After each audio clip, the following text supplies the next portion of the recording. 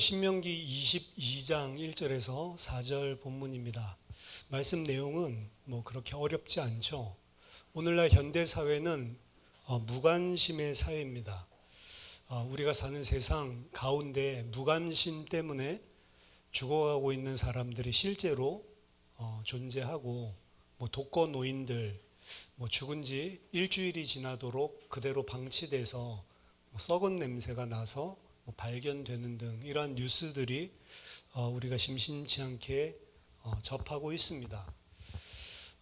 또 사람들로 하여금 무관심하게 하는 것이 힘들고 어려운 사람들 도와주려다가 오히려 법정 소송에 말려들어서 어려움 당하는 상황들이 벌어집니다. 여성을 폭행하고 있는 사건을 보고 여성 말리려다가 이제 몸싸움에 휘말리게 되면 오히려 그 여자도 또 자기를 폭행하던 남자친구랑 한편이 돼서 이 사람이 폭행을 했다, 고소하는 일들도 생기고, 또 얼마 전에 있었던 일은 여성이 쓰러졌어요. 그 뇌졸중 사실은 온 것 같은데 심정지가 와서 이제 숨을 못 쉬니까 이제 옆에 있던 사람이 이제 응급처치를 한 거죠. 심폐소생술을 하고, 그리고 또 마우스 투 마우스, 입 대 입으로 또 해놓고 이렇게 해서 살렸는데, 그 가슴을 이렇게 압박하는 가운데서 이제 갈비뼈가 금이 간 거죠. 보통 갈비뼈를 세게 누르면 다 금이 갑니다. 고마워하기는커녕 나를 강간하고 나를 성폭행했다, 이렇게 해가지고 그 사람이 실제로 무죄가 났어요. 무죄가 났지만 6개월 동안 계속 법정 끌려다니면서 정신적인 스트레스를 받는 거죠. 그 사람의 입장에서 앞으로 저렇게 누군가가 심정지로 쓰러졌다, 도와줄 마음이 절대로 안 생길 것 같아요. 그러니까 이러한 문제들, 법적인 판결들도 이상한 부분들이 많고, 또 사람들이 악해서 자기가 도움받는 부분들 생각하지 않고 도리어 도움 준 사람에게 이런 위해를 가하는 이런 일들이 많이 생깁니다. 그래서 오늘날 남의 일에 간섭하지 마라, 굳이 네가 나서지 마라, 그게 지혜로운 거다, 이런 생각이 들게 만드는 거죠. 그래서 현대사회는 더 개인중심적으로, 이기주의적으로, 이전 같으면 막 길거리에서 싸움이 벌어지거나 남성이 여성 폭행하거나 절대로 사람들이 가만히 있지 않는데 지금은 가만히 보고 있습니다. 그러니까 옛날에는 그런 것들을 이상하게 생각했는데 이런 사회적인 분위기도 그렇고 법적인 판결도 그렇고 계속 사람들을 그렇게 만들어 나가는 거죠. 더 나아가서 남의 문제까지 신경 쓸 만한 여유도 없습니다. 내 코가 석잔데 남의 사정 신경 써줄 여유 없는 거죠. 남의 일까지 끼어들었다가 번거로워지고, 게다가 남의 일 도와주려고 했는데도 불구하고 아까 전과 같은 그런 불상사들이 생기기 때문에 우리 마음속에 남의 일 신경 안 쓰고 신경 끄고 살자라고 생각을 하는 거죠. 그러나 오늘 본문에서 하나님께서는 이스라엘 백성들에게 단호하고 반복적인 명령을 주십니다. 1절에도 보면 네 형제의 소나 양이 길 잃은 것을 보거든 못 본 채 하지 말고, 못 본 채 하지 말라라고 이야기를 하죠. 3절에서도 낙이라도 그리하고 의복이라도 그리하고 내 형제가 잃어버린 그 어떤 것이든지 네가 얻거든 다 그리하고 못 본 채 하지 말 것이며, 4절에서도 네 형제의 낙이나 소가 길에 넘어진 것을 보거든 못 본 채 하지 말고, 봤는데 못 본 채 하지 말라는 거죠. 아는데 모르는 것처럼 네 자신을 속이지 말라, 못 본 채 하지 말라, 반복적으로 이 이야기가 등장을 합니다. 이 짧은 명령 속에 하나님께서 하나님의 백성에게 주시는 말씀, 음성을 듣게 되기를 예수님의 이름으로 축원합니다. 1절부터 같이 보겠습니다. 내 형제의 소나 양이 길 잃은 것을 보거든 못 본 채 하지 말고 너는 반드시 그것들을 끌어다가 내 형제에게 돌릴 것이요. 못 본 채 하지 말라라고 하는 이 단어는 히트알렘이라고 하는 단어인데요. 숨다라는 소리예요. 그러니까 어떠한 일이 발생했을 때 자기 자신이 그 현장에서 숨어버리는 거죠. 분명히 목격을 했고 그런 것들이 있는데 자기 자신을 숨기는 것입니다. 그것들을 끌어다가 형제에게 반드시 돌려주어라. 정령 죽을지니라. 그거랑 똑같은 이야기입니다. 반드시 돌려주어라. 이것은 동사를 2번 반복하는 겁니다. 하나는 절대 부정형으로, 그리고 하나는 일반 동사로. 그래서 2번을 하나님께서 쓰셔서 무조건 반드시 돌려줘야만 한다라고 하는 것을 강조하고 있습니다. 왜 못 본 채 합니까? 소나 양이 있는데 내 형제의 것이에요. 잃어버린 것들이 있는데 왜 못 본 채 하고 그냥 지나가죠? 귀찮아서. 다른 이유가 없는 거예요. 귀찮은 거죠. 그걸 갖다가 잡고 끌어다가 형제에게 데려다 줘야 되는데 나도 바쁜데 귀찮으니까 안 한다는 거죠. 하지만 하나님은 말씀하십니다. 반드시 그것들을 끌어다가 형제에게 돌려줘야만 한다. 2절에 내 형제가 내게서 멀거나 또는 내가 그를 알지 못하거든. 그러니까 분명히 이건 잃어버린 소인데 누구 건지 알지 못하거나 혹은 내가 아는 사람의 소 같은데 너무 멀거든. 그러면 그 짐승을 내 집으로 끌고 가서 네 형제가 찾기까지 내게 두었다가 그에게 돌려줄지니. 너무 멀거나 주인 알지 못하면 집으로 끌고 가서 보관하고 보호하고 있다가 찾으러 오면 돌려주어라 라고 이야기를 하는 거죠. 보관하고 있을 때 아무런 지출이 없는 게 아니죠.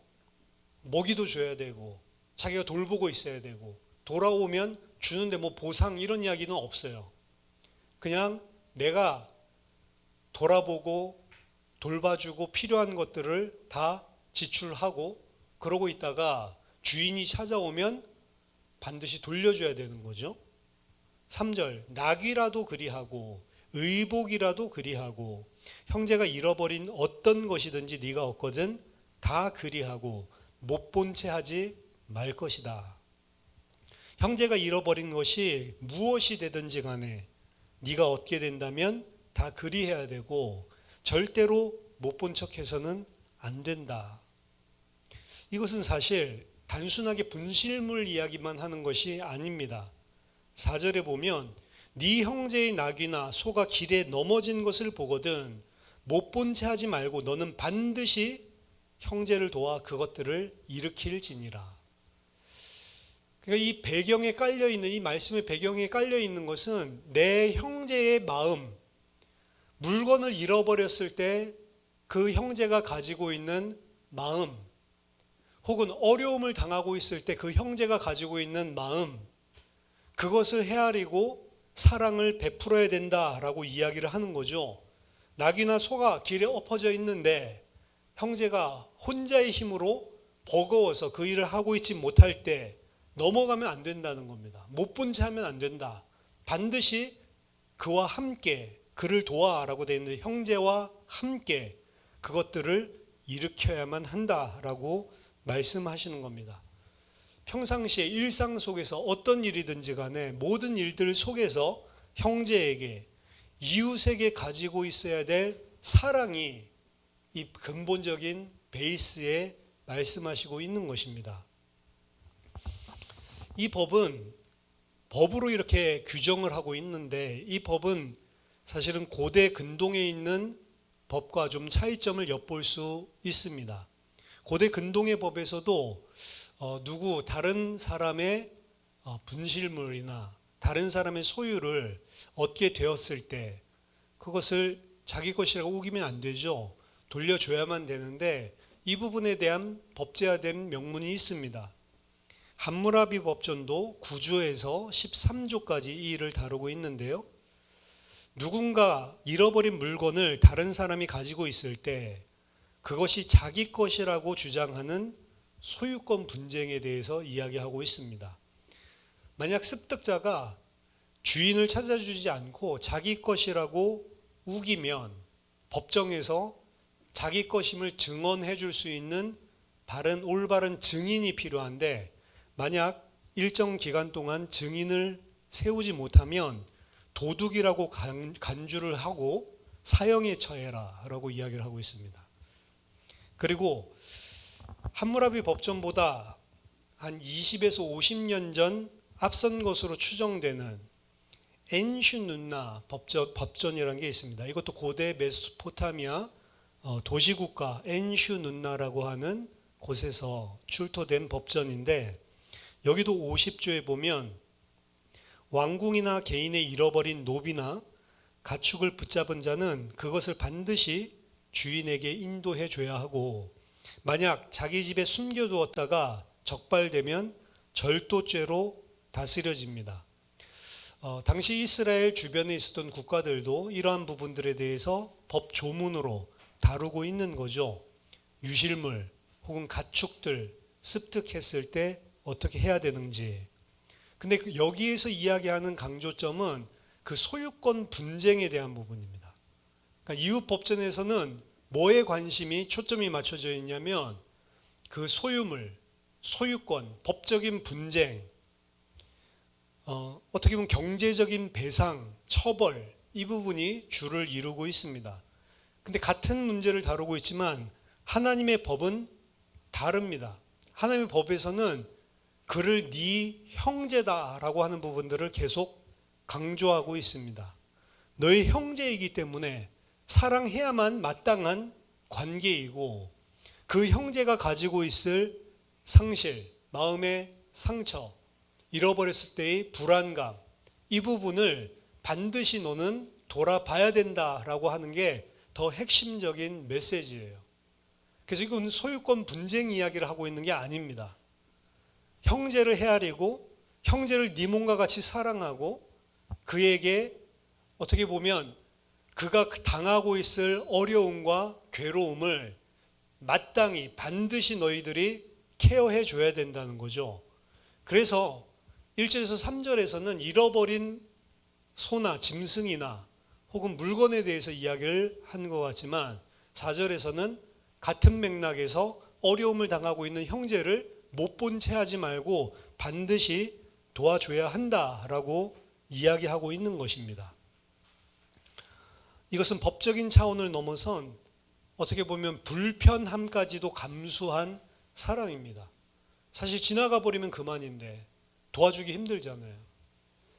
미국에서 이 타이어가 펑크 났는데 처음 타이어가 펑크 나고 처음으로 이제 개인이 제가 고속도로에서 가는데, 미국에는 그런 거 하고 있으면 반드시 얼마 지나지 않아서 뭐 트럭 같은 것들이 쓰고 도와주는 사람들이 많습니다. 혼자 할 수 있는데도 불구하고 서서 도와줘요. 몇 분이 걸리지 않습니다. 혼자 하는 거를 내버려 두는 적을 저는 한 번도 보지 못한 것 같아요. 그러니까 도와주고 이렇게 할 때 얼마나 고마운지 몰라요. 그리고 그 어떻게 보면 고마움을 어떻게 표현하고 싶어도 사실은 뭐 표현하는 말도 딸리고, 그리고 또 뭐를 어떻게 이 선물이라도 해주려고 하면 됐다라고 그러고 그냥 가버리거든요. 처음에 이제 타이어 풀 줄도 모르는데 와가지고 그걸 자기가 다 해주고 아무런 대가도 없이 그래주고 갔을 때, 야, 진짜 고마운 사람 만났다. 근데 그게 한 번이 아니었어요. 쓸 때마다, 그런 일이 생길 때마다 누군가가 와서 도와주더라고요. 한국에는 웬만하면 도와주지 않습니다. 누군 줄 알고 그걸 도와줘요. 그리고 한국에서는 뭐 요새는 전화 한 통화하면 보험차에서 다 끌고 가서 해주니까, 와서 해주니까 뭐 그럴 필요도 없겠지만, 이전에 그런 보험 시스템 잘 안 됐을 때에도 한국은 도와주는 사람 별로 없습니다. 그렇죠? 특히 뭐 남자가 그러고 있는데 도와준 건 진짜 없어요. 여자가 그러고 있으면 도와줄 수 있지만 남자 뭐 지가 알아서 하겠지 하고 지나가는데, 귀찮아서도 사실은 안 하죠. 불편함을 감수해야만 사실 도와줄 수 있는 겁니다. 짐승이 넘어졌는데 짐을 부리지 못하고 막 일으켜 세우는데 고통당하고 있는 형제가 있으면 반드시 너는 못 본 채 하지 말고 도와줘라 라고 이야기하는데, 내가 뭐 빚진 것도 없는데 그 사람한테 내가 굳이 내 시간, 내 힘 써가면서 그 일을 할 필요가 있겠냐? 이게 보통 안 도와주는 사람의 동기죠. 불편하고 시간도 들고 힘도 들고 별로 남는 것도 없고 이렇게 생각하니까 그냥 지나치는 거죠. 근데 오늘 신명기법에서는 그렇게 남의 어려움을 방관하는 것도 죄다라고 하나님이 규정하고 있는 것입니다. 못 본 채 하지 마라. 자신을 숨기지 마라. 자신이 눈 감지 말라라고 이야기하는 겁니다. 길 잃은 소를 봤을 때 짐에 눌려 쓰러진 나귀를 보고 그것을 힘들게 다시 세우려고 노력하고 있는 사람을 봤을 때 우리는 본능적으로 알죠. 아, 저 도움이 필요하구나. 아는데도 불구하고 아씨 그래도 나도 바쁜데 귀찮으니까 그냥 마음의 눈을 감아버리는 거죠. 못 본 채 하는 겁니다. 봤는데도 불구하고. 하지만 성경은 분명히 이야기하고 있는 겁니다. 악을 능동적으로 행하는 것만이 죄가 아닌 것입니다. 마땅히 해야 될 선을 행하지 않고 방관하는 것까지도 죄다라고 이야기를 합니다. 그래서 하나님의 백성은 잘못된 일, 못된 일을 안 하는 사람이 아니고 하나님의 백성은 바른 일을 적극적으로 해야만 하는 사람이다라고 오늘 규정짓고 있는 것입니다. 출애굽기 우리가 공부할 때도 살펴봤는데 출애굽기에서도 오늘 본문과 유사한 율법이 나옵니다. 거기서는 오늘 본문의 내용을 넘어섭니다. 출애굽기 23장 4절 5절인데요. 네가 만일 네 원수의 길 잃은 소나 나귀를 보거든 반드시 그 사람에게 돌릴지며. 여기는 네 형제가 아니에요. 원수의 소나 나귀입니다. 네가 만일 너를 미워하는 자의 나귀가 짐을 싣고 엎드러짐을 보거든 그것을 버려두지 말고 그것을 도와 그 짐을 부릴지니라. 형제도 안 해주는데 형제도 안 해주는데 내가 미워하는 사람 혹은 원수가 이러한 일을 겪고 있어요. 그거 쳐다보면 쌤통이다. 네 그럴 줄 알았다. 사실 이런 마음이 들 건데 원수나 네가 미워하는 사람이 그 어려움을 당할 때에도 너는 반드시 도와줘야 한다라고 하는 것입니다. 당연히 원수의 어려움을 보고 돕는 것은 감정적으로 어려운 일이죠. 힘든 일입니다. 하지만 사랑은 내 감정이 허락되는 범위 안에서 내 마음의 감정대로 해야 그게 진정 있는 사랑이지 겉으로 한다고 되냐? 이런 식으로 많이 퉁치는데 감정대로 하는 게 아닙니다. 감정은 원수고 미워하지만 그럼에도 불구하고 내 감정대로 행하지 말라는 거예요. 하나님의 뜻대로 행하는 겁니다. 중요한 겁니다. 그게 사랑입니다. 하나님의 사랑은 내 감정대로 따라서 행하는 것이 아니고 내 감정을 넘어서서 하나님의 보시기에 옳은 것을 행하는 것이 하나님 백성이 해야 될 사랑이라는 겁니다. 만약 하나님의 백성이 그렇게 살지 않는다면 불신자랑 다른 것이 없는 거예요. 그러니까 신약 성경에서도 이야기하죠. 내가 좋아하는 사람에게 잘 대해주는 것, 그건 누구든지 할 수 있는 거 아니냐. 근데 원수에게도 그렇게 할 수 있는 게 다른 것이죠. 감정적으로 원수를 사랑하지 않고 진짜 마음이 막 우러나지 않는데도 불구하고 행하는 거예요. 나를 그게 부인하는 겁니다. 그것이 하나님께서 죄로 말미암아 하나님과 원수된 우리에게 베풀어 주신 사랑이기 때문에 그렇습니다. 근거는 그거예요.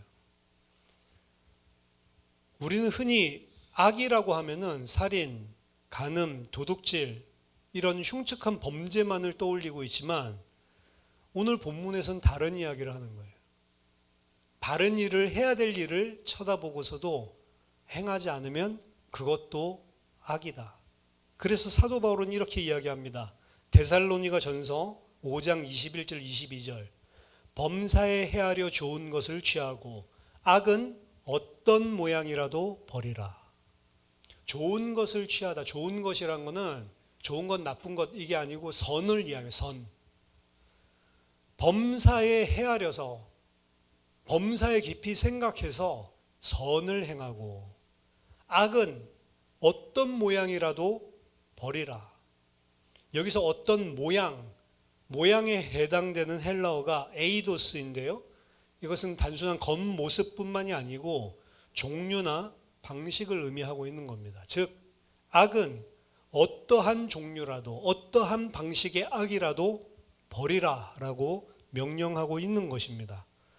악은 우리 눈에 띄는 거창한 모습으로 다가올 뿐만이 아니고 아주 사소한 일상적인 우리의 삶 속에서도 우리의 삶에 스며든다는 거죠. 오늘 본문에서 이야기하는 것은 보면서도 못 본 채 하는 것, 그것도 악이라는 겁니다.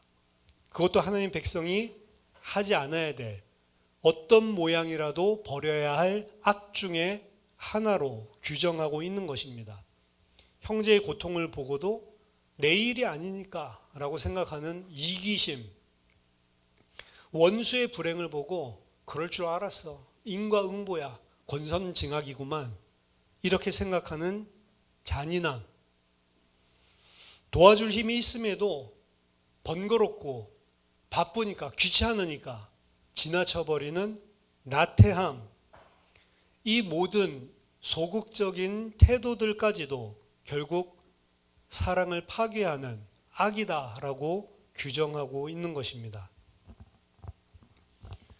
우리들이 이러한 사랑을 베풀어야 될 근거는 오늘 신명기 22장 전에 우리가 살펴본 대로 하나님께서 이 패역한 자식, 돌에 맞아 죽어야 될 자식을 위해서 자기 아들을 나무에 달아 모든 저주를 받고 죽이시는 십자가의 은혜를 베풀어 주셨기 때문입니다. 우리가 그 사랑을 받은 자고 하나님의 그 사랑이 없었으면 우리는 그 저주와 심판 가운데 죽을 수밖에 없었던 처지에 있는 원수들이었거든요. 근데 그 원수들을 위해서 십자가에서 그 일을 행하신 겁니다. 우리의 죄로 말미암은 비참을 못 본 채 하지 않으시고 자기 아들을 희생하면서까지 우리에게 베풀어 주신 하나님의 사랑, 그것이 나무에 달려 죽은 하나님의 아들이기 때문에 오늘 이 명령이 연이어서 나오고 있는 거죠. 로마서 5장 6절에서 8절입니다. 우리가 아직 연약한 때에 기약대로 그리스도께서 경건하지 않은 자를 위하여 죽으셨도다. 의인을 위하여 죽는 자가 쉽지 않고 선인을 위하여 용감히 죽는 자가 혹 있거냐. 우리가 아직 죄인 되었을 때에 그리스도께서 우리를 위하여 죽으심으로 하나님께서 우리에 대한 자기의 사랑을 확증하셨느니라. 우리는 선인도 아니고 우리는 의인도 아닌데 우리가 아직 죄인 되었을 때에 그리스도께서 십자가에서 죽으심으로 하나님의 사랑을 확증해 주셨다. 우리가 아직 죄인 되었을 때예요. 원수 되었을 때입니다. 그래서 하나님께서 우리에게 이 명령을 하시는 것은, 이스라엘 백성에게 명령하시는 이유는 너희들이 그 사랑을 받은 자이기 때문에 그냥 세상 사람들, 불신자들과 달라야 된다라고 하는 겁니다. 그래서 마땅히 요구할 것을 요구하시는 겁니다. 나를 위해 나무에 달려 죽으신, 저주를 담당하신 하나님의 아들의 사랑을 받은 자로서 너희들은 살아야 된다. 그게 오늘 본문에서 이야기하는 그 내면에 깔린, 그 밑바닥에 깔린 근거입니다. 요한일서 4장 9절에서 11절 보니까 하나님의 사랑이 우리에게 이렇게 나타난 바 되었으니 하나님이 자기의 독생자를 세상에 보내심은 그로 말미암아 우리를 살리려 하심이라. 사랑은 여기 있으니 우리가 하나님을 사랑한 것이 아니요 하나님이 우리를 사랑하사 우리 죄를 속하기 위하여 화목제물로 그 아들을 보내셨음이라. 사랑하는 자들아, 하나님이 이같이 우리를 사랑하셨은즉 우리도 서로 사랑하는 것이 마땅하도다. 우리가 이 사랑 받았기 때문에 우리도 이 사랑을 형제에게 베풀어 주는 것이 마땅하도다. 죄인으로 아무것도 알지 못했는데, 심지어는 내 문제가 뭔지도 몰랐는데, 근데 하나님은 그것을 보셨기 때문에 못 본 채 하지 아니하시고 지나가지 아니하시고 십자가라고 하는 그 엄청난 일을 자신의 아들에게 감당시키신 것이죠. 무슨 일을 열심히 하라라고 하는 것이 아닙니다. 가장 중요한 것은 우리의 마음이 진짜로 이 마음에 가 있는가, 거기부터 시작하는 것입니다. 무슨 일이 일어나기 때문에 도와주라는 말이 아니에요. 누가 알아주기 때문이 아닙니다. 우리가 그들이 보지 못하는 것들을 보고 알고 있기 때문에 못 본 척하지 말라라고 하는 것입니다. 그 사랑의 가장 중요한 핵심은 그 영혼을 살리는 거란 말이에요. 우리가 아직 죄인 되었을 때, 그 말은 무슨, 우리가 죽은 줄도 몰랐을 때에, 죄와 허물로 죽었는데 죽은 사람은 죽은 줄도 몰라요. 그냥 목숨 생명줄 있으면 산 걸로 생각한단 말이죠. 그런데 하나님은 살아있지만 죽은 자라고 보시는 게 성경의 진단입니다. 그러니까 하나님께서는 죽은 자를 살리기 위해서 못 본 척 하지 않으시고 하나님께서 구속 역사를 계속해서 이루어 가시고 계시는 와중에 십자가를 통해서 그 생명 살리는 일을 완성하셨단 말이죠. 그리고 그 사실을 알고 살아난 자들은 세상 사람들이 없는 다른 눈을 가지고 있단 말이에요. 본단 말이에요. 잘 사는 사람 보는데 잘 사는 사람 보고 부러우면 지는 게 아니고 못 보고 있는 겁니다. 뭘 못 보냐? 그 사람이 죽었다는 거를. 어찌 보면 못 본다는 이 사람은 그 사람도 아직 죽어있기 때문에 못 보는 거예요. 살아있는 사람은 세상 바라볼 때 다르게 보게 되어 있습니다. 많은 것 가지고 있는데 봅니다. 죽었다는 것을. 겉으로는 많은 것들 가지고 있지만 안에는 썩어 죽어가고 있다. 하나님 떠나서는 세상에 그 어떤 누구도 참된 행복, 참된 안식, 평안 누리지 못하게 돼 있다. 보고 못 본 척하지 말라는 것입니다. 그 사람이서 무슨 일 하기 전에 우리는 알기 때문에 그 영혼을 위해 기도부터 하는 거예요. 어떤 선교사님이, 청소년 중심으로 선교하시는 선교사님이 집회를 하시는데 짧은 쇼츠가 올라와서 제가 봤더니 한 3년 전쯤에 와서 중학생, 고등학생, 청소년들 모아놓고 이렇게 집회를 하셨나 봐요. 근데 그 집회는 너희들이 가는 그 학교 놓고 기도할 사람이 없다. 기도하라는 거죠. 그러니까 거기에서 이제 청소년들이 많이 도전을 받고, 특히 중3짜리 학생 하나가, 남학생이 은혜를 받고 내가 이제 고등학교 진학하면 아무도 기도하고 있지 않는 그 고등학교를 위해서 내가 기도 모임을 만들어야겠다. 그래서 처음에 올라가면 클럽들 만들잖아요. 그래서 이제 선생님한테 이야기해서 나는 이 기독교, 기도하는 클럽을 만들고 싶다라고 했더니 종교단체는 안 된다. 종교 모임은 허락할 수 없다. 이래서 학교에서 거절을 받았어요. 그러니까 정식적으로는 하지 못하고 교회 다니고 있는 친구들을 알아내가지고 우리 점심시간에 30분씩 같이 모여서 기도하자. 이렇게 했더니 아무도 안 해. 아무도 관심이 없어요. 근데 자기는 그걸 하기로 생각하고 하나님 앞에 결심하고 갔기 때문에 첫날부터 점심시간에 이제 자기가 딱 시간 30분 정해놓고 가서 말씀 한 절 읽고 그리고 하나님 앞에 기도하는 거죠. 하나님, 이 학교에 많은 사람들 살릴 수 있도록, 그리고 기도 모임이 일어날 수 있도록 하나님께서 영혼들을 붙여주십시오. 기도하는 거죠. 아무 일도 아니라는. 같이 은혜 받았던 사람들 다른 고등학교 가가지고 모임 만들자고 했더니 10명, 20명 돼가지고 막 모여서 이제 기도하고 활성화되고 막 이런 이야기 듣는데 자기는 2년이 지나도 아무런 일이 안 일어나요. 그런데 비가 오거나 춥거나 이러면 가기 싫잖아요. 귀찮잖아요. 근데 안 가고 가만히 교실에 있으면 하나님 계속 양심 찔리게 해가지고 계속 가서 기도하는데, 그거 가가지고 다른 사람 보면 좀 민망하니까 학교 담 쳐다보고 앉아가지고 맨날 나가서 쪼그려 기도하고 있으니까 그 청소년들 어떻게 보겠습니까? 저 완전 또라이 아니야. 비난하고 조롱하고, 뭐 이게 모임이 불어나기는커녕 자기 혼자 거기에서 계속 그러고 있으니까 힘 빠지고, 그런데도 안 하려고 생각하다 보면 또 마음이 찔리니까 또 나가. 그래서 하루도 빠짐없이 나가서 그 시간에 기도를 2년 동안 했대요. 근데 3년이 지나서 이 선교사님 다시 교회에 와서 집회를 하는데 자기 처지를 보니까 기도하라고 해서 지금 이렇게 힘을 다해서 하고 있는데 아무 일도 안 일어나니까 그 선교사님이 이제 집회 끝나고 나가려는데 그 친구가 와서 물어보더래요. 울면서. 이게 뭐냐고. 나 바르게 하고 있는 거 맞냐고. 바른 길을 가는 거 맞냐고. 그러니까 그 선교사님이 네가 하고 있는 게 맞는 거다. 안 불어나도 괜찮다. 하나님이 듣고 계시고 그 한 사람이 필요한 거지 많은 일이 일어나는 게 중요한 거 아니다.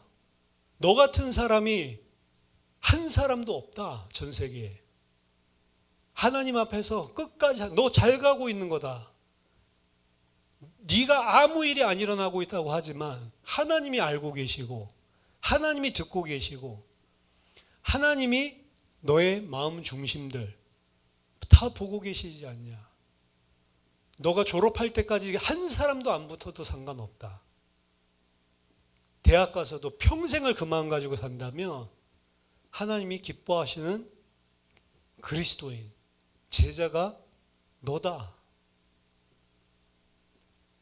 역사가 일어나서 그 일을 하는 게 아닙니다. 그렇죠?